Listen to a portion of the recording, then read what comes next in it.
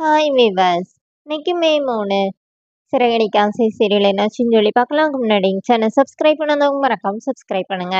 இன்னைக்கு என்ன அப்படின்னு சொல்லி பார்த்தீங்கன்னா, இங்க வந்து ரோஹிணியும் வித்யாவும் பேசிட்டு இருக்காங்களா. அப்போ உடனே ரோஹிணி சொல்றாங்க, அந்த மாதிரி நீ என்ன கூப்பிடாம மீனாவை மட்டும் கூப்பிட்டுருக்கலன்னொடனே இப்போ அவங்க வித்யா என்ன சொல்றாங்கன்னா, ரோ மீனாவும் உன்னை கூட்டிட்டு தான் வர சொன்னாங்க. நான் அவங்க வந்து நீ கம்ஃபர்டபுளா இருக்க மாட்டேன்ல, நம்ம ஒரு நாள் 2 பேரும் ஜாலியா போய் பார்க்கலாம் தான் நான் நினைச்சேன் அப்படிங்கிற மாதிரி பேசிட்டு இருக்காங்க. அப்படின்னா நீ வா, எனக்கு ஒன்றும் பிரச்சனை இல்லை அப்படின்னு சொல்லிட்டு இருக்காங்க.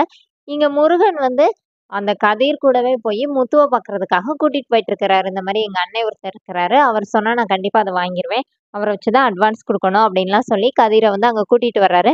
ஆனா, அவருக்கு ஒரு ஃபோன் வந்துருச்சுன்னு சொல்லிட்டு கதிர் அங்க ஓரமா நின்னு ஃபோன் பேசிட்டு இருக்கிறாரு.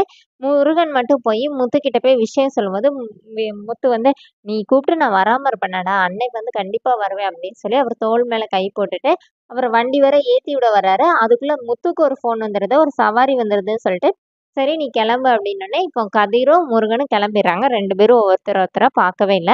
அப்ப முத்துவும் வந்து சவாரி கிளம்பிடுறாரு. இங்க என்ன ஆகுதுன்னா, விஜயாவும் பார்வதியும் போய் ஒரு சாமியார பார்த்து தாயத்து வாங்கிக்கிறாங்க. அவங்க வெளியில வந்த கொஞ்ச நேரத்துல ரோஹிணி போய் அதே சாமியார பார்த்து அவங்களும் தாயத்து வாங்கிக்கிறாங்க. இங்க வீட்டுல என்ன ஆகுதுன்னா, முத்து போய் மீனா கிட்ட வந்து இந்த மாரி நான் கோயிலுக்கு போகும்போது பிரசாதம் கிடைச்சுச்சு, இந்தா அப்படின்னு சொல்லிட்டு குடுக்கும்போது, மீனா மாவாட்டிட்டு இருக்காங்க. ஏங்க நான் மாவாட்டிட்டு இருக்கேன்ல, பூஜை ரூம்ல கொண்டு வைங்க அப்படின்னு சொல்லிர்றாங்க. இங்க பூஜை ரூமுக்கு வரும்போது அங்க வந்து அந்த சாமியார் குடுத்த சிகப்பு கலர் கயிறு இருக்குது. முத்து அத பார்த்துட்டு என்ன நினைக்கிறாருன்னா, இந்த கயிறு எப்படி நம்ம வீட்ல இருக்குது? ஒருவேள அம்மா வந்து எதனாச்சும் கோயில்ல போயிட்டு, அப்பா நல்லா இருக்கணும்னு சொல்லிட்டு வாங்கிட்டு வந்திருப்பாங்கன்னு சொல்லிட்டு, அத எடுத்துட்டு போயி மீனா கிட்ட கேட்கும்போது, மீனா நானா வாங்கல அப்படின்னோனே, அப்ப அம்மா தான் அப்பாக்காண்டி வாங்கிட்டு வந்திருப்பாங்கன்னு சொல்லி அண்ணாமலைய கூப்பிட்டு கையில கட்டி விட்டுருந்தாரு. இப்போ விஜயா வந்து, "டேய் இந்த கயிறு எதுக்குடா அவருக்கு கட்டி விட்டுருக்கிற? டேய் கழட்டுடா, கழட்டுடா" அப்படி சொல்லிட்டு பதர்றாங்க. "இப்ப எதுக்கு நீங்க இவ்ளோ பதர்றீங்க?" அப்படின்னோனே, "இத நான் மனோஜுக்கு வாங்கிட்டு வந்தேனான்னோனே, "அதுக்கு என்ன உங்க செல்ல பிள்ளைக்கு வாங்கிட்டு வந்திருக்கிறீங்களோ, அது ஒண்ணும் இல்ல. இந்த வீட்டோட இது அப்பா தானே, அப்பா கட்டிக்கிட்டோன்னோனே."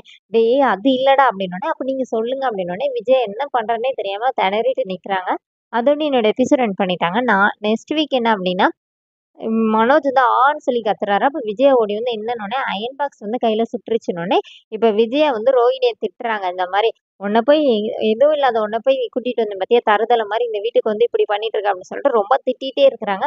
அப்போனே மனோஜ் கேட்கிறாரு, "இப்ப எதுக்கு அவர திட்டிட்டு இருக்கிறீங்க? நீங்க பேசாம உங்க வேலைய பார்த்துட்டு போங்க" அப்படின்னு சொல்லிட்டு விஜயாவ எதிர்த்து பேசுறாரு. விஜயாவே அப்படியே ஷாக் ஆகி நிக்கிறாங்க. அதோட என்னோட எபிசோட் ரன் பண்ணியிருக்காங்க. தேங்க்